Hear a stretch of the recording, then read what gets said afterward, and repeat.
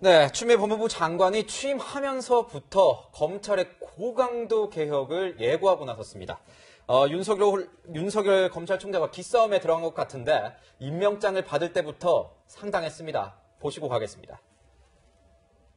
검찰이 어떤 수사권, 기소권을 갖고 있다고 해서 인권은 뒷전으로 한 채 마구 찔러서 원하는 결과를 얻어냈다고 해서 검찰의 그 신뢰를 얻는 것이 아니라 인권을 중시하면서도 정확하게 범죄를 진단해내고 응징을 할 수 있게 하는 것이 검찰의 본연의 역할이듯이 유능한 검찰 조직으로 거듭나서 국민의 신뢰를 회복하고. 네, 저 이제 명의 관련된 얘기죠. 보면은 아무데나 푹푹 찌르지 말고 이제 제대로 환부를 드러내야 된다 이렇게 얘기를 한 것 같은데 어제 이제 어떤 보도에서 보면은 청와대 추 장관이 이제 뭐 취임한 지 얼마 안 됐는데 벌써 그 검찰 인사와 관련된 협의를 위해서 초안을 보냈다. 이렇게 보도가 나는데 청와대에서는 뭐 부인했습니다. 이거 뭐 어떻게 되는 겁니까, 이거? 일단 보도 사실 여부를 떠나서 검찰 인사가 굉장히 빨리 진행될 것이다라는 예상이 있지 않습니까? 그 분위기는 지금 형성이 돼 있죠. 그렇습니다. 그러니까 지금 조국 법무부 장관이 임명을 즈음해서는 윤석열발 조국 사태가 지금 몇 달째 지속되지 않았습니까? 이 검찰이 대대적인 어떤 압수수색을 통해서 이 조국 장관 주변에 대한 그 수사를 진행을 했는데 앞으로는 이 추미애발 검찰 인사 대란 사태가 일어날 가능성이 굉장히 큽니다. 그런데 추미애 장관의 그 명의는 여러 군데 찌르지 않는다고 그러지 않습니까? 검찰의 가장 핵심적인 게 뭐겠습니까? 인사권입니다. 인사권. 지금까지는 윤석열 검찰총장이 들어서면서 윤 총장 라인이 주요 보직에 임명이 돼서 검찰 조직을 장악했다. 이런 평가가 나왔는데 추미애 장관이 장관으로 취임한 이후에는 윤석열 라인은 지고 추미애 라인 또는 그 정부와 코드가 맞는 검찰 검사들이 주요 보직에 앉는 이런 인사가 예견이 되고 있거든요. 그걸 과연 시간을 끌면서 할까요? 시간을 끌게 되면 아무래도 이제 검찰 내부에서 반발 움직임이 거세질 가능성이 크기 때문에 아마 전광, 석화와 같이 인사권을 단행할 가능성이 크고 그러다 보니까 벌써 초안을 청와대에 보내서 협의하고 있는 거 아니냐 이런 보도가 나오고 있는 것 같습니다.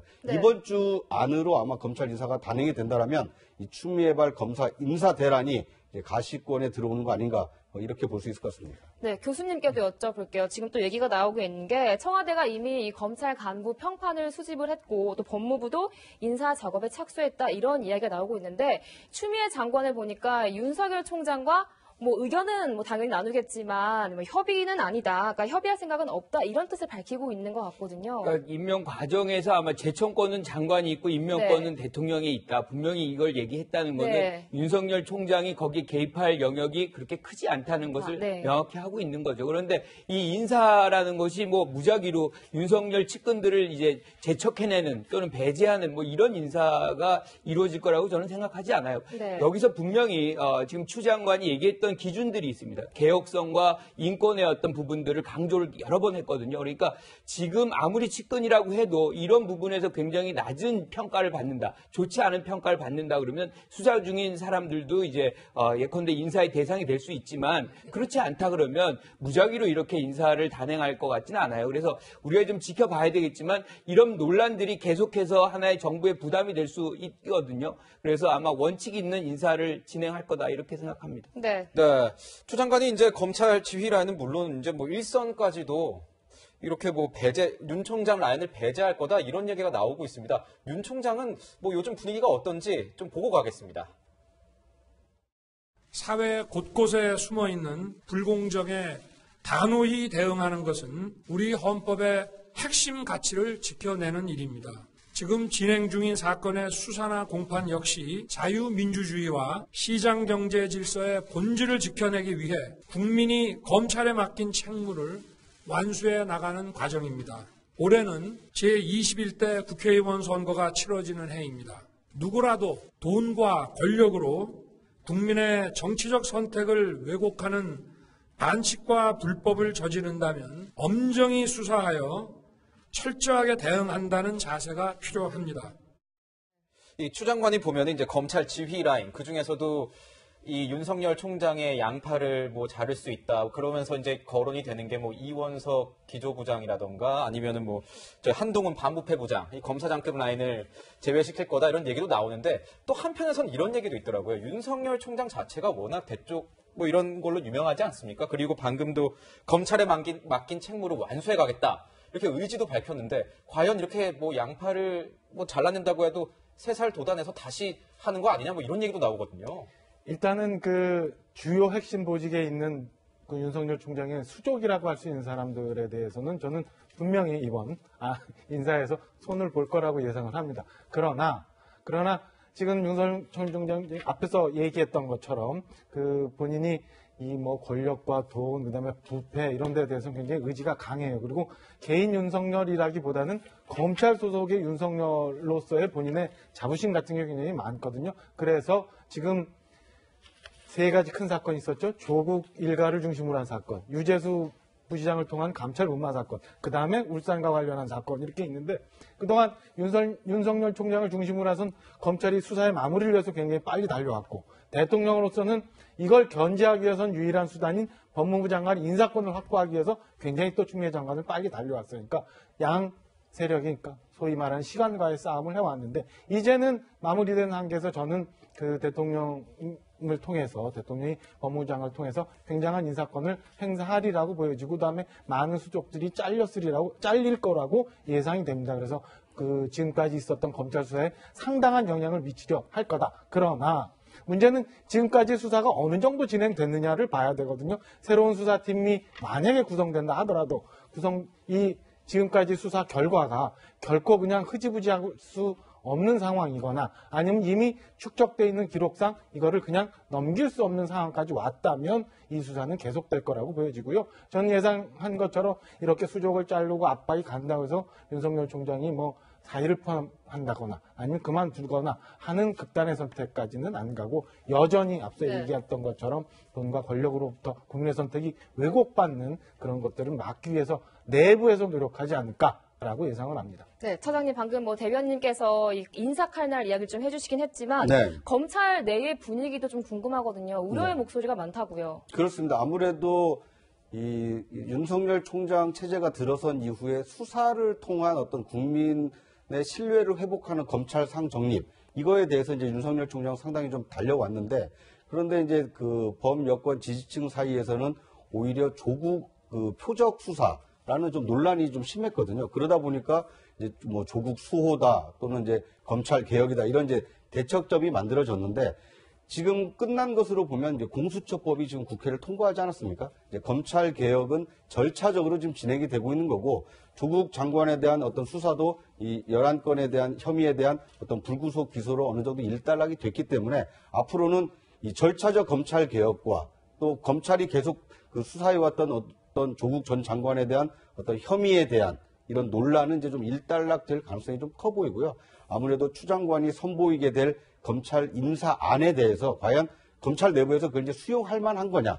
검찰 내부뿐만 아니라 그 인사를 바라보는 국민들이 할 만한 인사를 했다라고 평가를 할 것인지 아니면 조국 전 장관 수사에 대한 어떤 보복성 인사를 단행했다. 이런 국민 여론이 만약에 생겨진다라면 인사에 대한 어떤 후폭풍이 생길 수도 있기 때문에 이 수 장관이 꺼내들 그 인사 카드를 좀 지켜본 뒤에 이렇게 판단을 하는 것이 좋지 않을까 하는 생각이 듭니다. 네, 아니 교수님, 전 약간 궁금한 게 만약에 이게 되면은 이게 인사 태풍이 나오면 어떻게 보면 청와대에서 이제 윤석열 총장 신뢰하지 않는다는 사인이 갈 수도 있는 사인인 거고, 그러면 윤 총장은 사퇴를 할 수도 있는 거 아니겠습니까? 근데 만약에 사퇴를 해서 검찰을 다 이렇게 만약에 정리를 하게 되면 이건 오히려 또 여론의 측면에서 봤을 때는 이렇게 검찰을 잡는 모습이 안 좋을 수도 있을 것 같은데. 그렇죠. 그래서 이제 사실은 대통령이 추미애 장관 만났을 때 윤석열 총장과 협조를 잘 해라 이렇게 당부를 한 바가 있어요. 그렇기 때문에 지금 윤석열 총장이 그리고 지금 우리가 싱크에서도 봤지만 계속해서 이 수사를 마무리하는 데까지 소신을 지켜주겠다.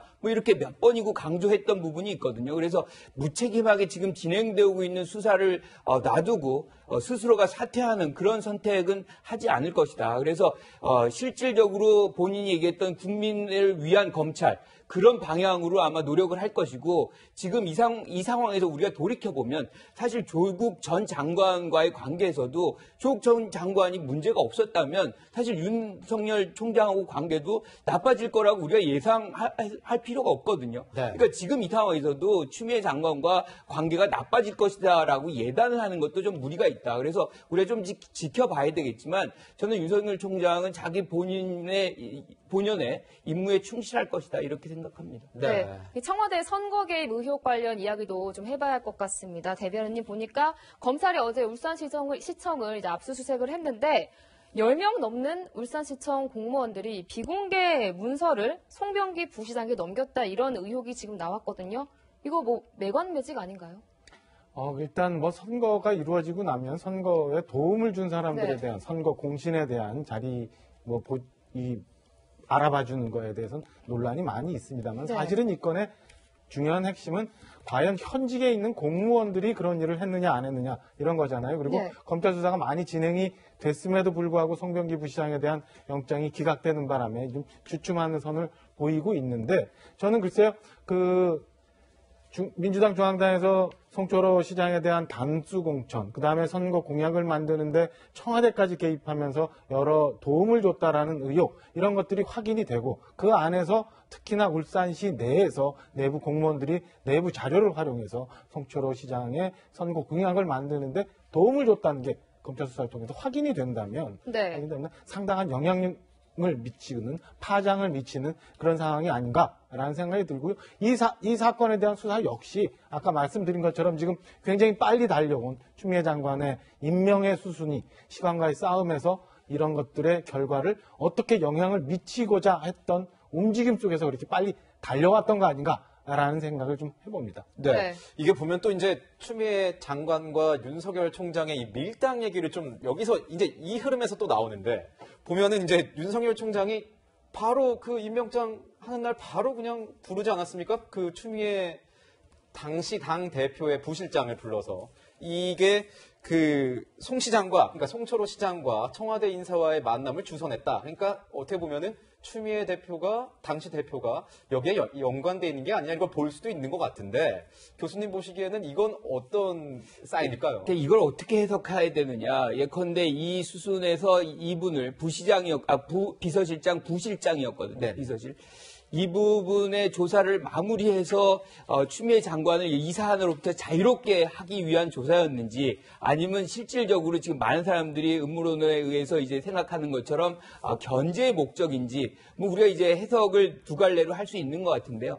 사실은 이 부실장이라는 직위가 그렇게 높은 직위가 아니에요. 그리고 추미애 장관이 만났던 예컨대 부실장이 만났던 당의 사람이 잠재적 후보와 만나는 건 전혀 무관합니다. 그러니까 당에서 뭐 공천도 할 수 그렇죠. 있고 뭐 공약도 법적인 어떤 전혀 하자가 없는 거예요. 제일 중요한 여기에서 사안은 뭐냐면 청와대가 일정 부분 배타적인 어떤 공약을 지원하거나 뭐 이런 것들이 실질적으로 나타난다 그러면 이제 공무원이 선거에 개입한 거기 때문에 문제가 되는 거지만 당 차원에도 전혀 상관이 없는. 그런데 자꾸 이제 추미애 장관의 이름을 이제 여기서 거론하는 거는 좀 프레임을 구성을 해가지고 뭔가 추미애 장관이 청와대와 이 송철호 시장과의 어떤 거간 역할을 한 것 아니냐. 뭐 이런 많은 부분들을 혐의를 막 모호하게 지금 부풀려가는 것 같은 것들이 느껴지는데 저는 그런 부분에서는 조금 너무 언론이나 야당이 좀 많이 앞서간 거 아닌가 이렇게 생각을 합니다. 밀당 중에 약간 밀어내기.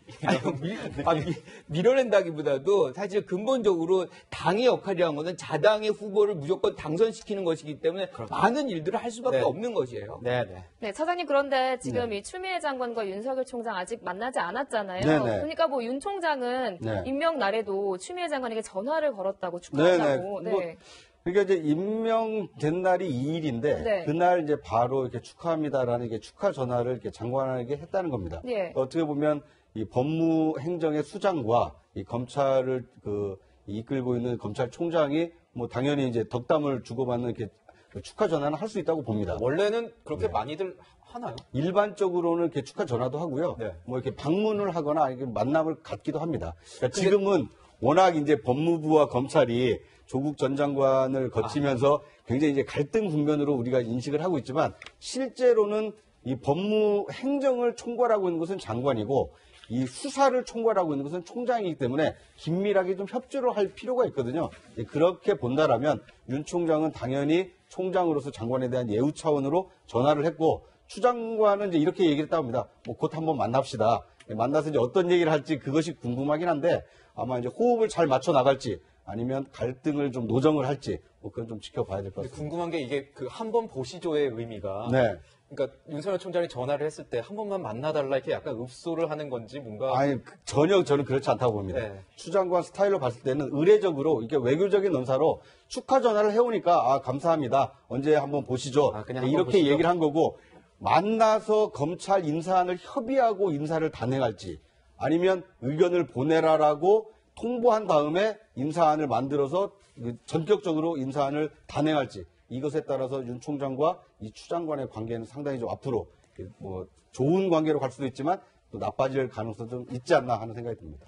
네, 이 두 사람 조만간 만날 걸로 보이는데요. 이 앞으로 서초동에 이는 미묘한 신경전 관전 포인트가 될 것 같습니다. 대변인님과는 여기서 인사드리겠습니다. 고맙습니다.